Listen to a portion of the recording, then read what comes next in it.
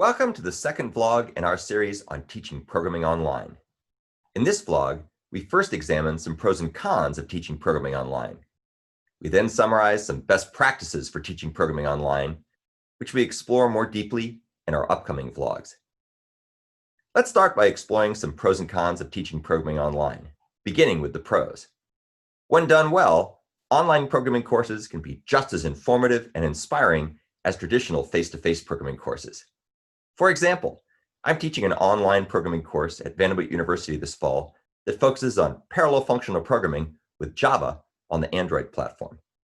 I've taught this course many times before, both online and face-to-face, and have intentionally organized the material into a hierarchy of well-structured lessons that typically run 5 to 10 minutes each, which aligns nicely with studies on attention spans and preferred lengths for engaging instructional videos. In contrast, before I started teaching online courses, I had a tendency to show up for my face-to-face classes and wing it, which reduced my preparation time, but inevitably confused my students or put them to sleep. Another benefit of teaching programming online is that the courses can be more flexible, both for teachers and students alike. In particular, students are better equipped to learn at their own pace, since lectures are recorded, which means they can watch them and/or rewatch them, possibly multiple times and with different rates of speed, at their convenience and in their most comfortable learning environment. Likewise, discussions between students and teachers in virtual office hours can also be recorded for later reference via popular web conferencing software, assuming proper permissions and privacy protocols are followed, of course. This capability is a pleasant side effect of the digital social distancing that's become common during the current pandemic, since we can still meet face-to-face virtually and walk through code snippets and debug programming assignments together in ways that were somewhat impractical for traditional in-person office hours. Although there are many benefits of teaching programming online, not everything is rainbows and unicorns. It's therefore important to conduct a balanced assessment of the cons associated with teaching programming online, which can be quite frustrating for faculty accustomed to traditional face-to-face teaching models. At the heart of many of these problems is the fact that many faculty were suddenly thrown into the deep end of the online teaching pool in the spring of 2020. Of course, some faculty have been teaching programming courses online for many years.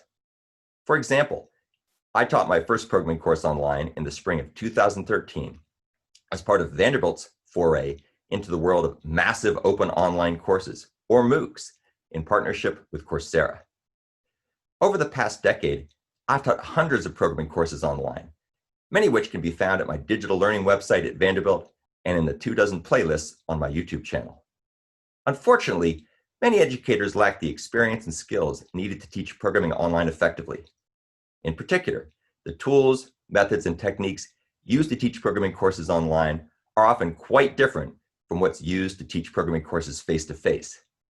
For example, teaching programming online effectively requires faculty to master a range of new skills, including video recording and post-production, lighting, green screens, teleprompters, and digital platforms, to name just a few of the topics that we cover in this vlog series.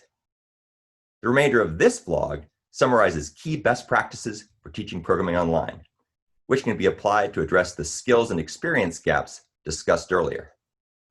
In particular, over the past decade, we've learned various tools, methods, and techniques that can help you become more effective at teaching programming online.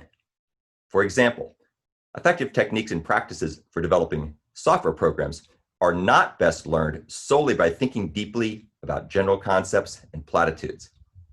An upcoming vlog will therefore cover best practices for systematically walking students through example programs from multiple architecture, design, and implementation perspectives to convey good software principles and patterns. Likewise, it's easier for students to learn complex technical material if it's organized into multiple short lessons with explicit learning objectives, each of which can be digested readily in one fell swoop. An upcoming vlog will therefore discuss ways to decompose online programming courses into a hierarchy of sections and lessons that match the learning styles and attention spans of today's students. One major difference between teaching online and face-to-face courses is the amount of time and effort required to produce good quality videos and upload them to the appropriate digital platform, such as YouTube or Brightspace. An upcoming vlog will therefore explore the home studio I've built to create and disseminate online content quickly and relatively inexpensively. Another difference between teaching online and face-to-face programming courses is the need for tools that provide students with sufficiently rich feedback on their assignments to offset the lack of extensive in-person meetings. Upcoming vlogs will therefore explore the development and use of black box and white box unit tests, integration tests, and auto-graders that provide students with virtual mentors to ensure their solutions are better designed and more robust. One drawback with conventional online programming courses is their lack of learner engagement and generally poor retention rates.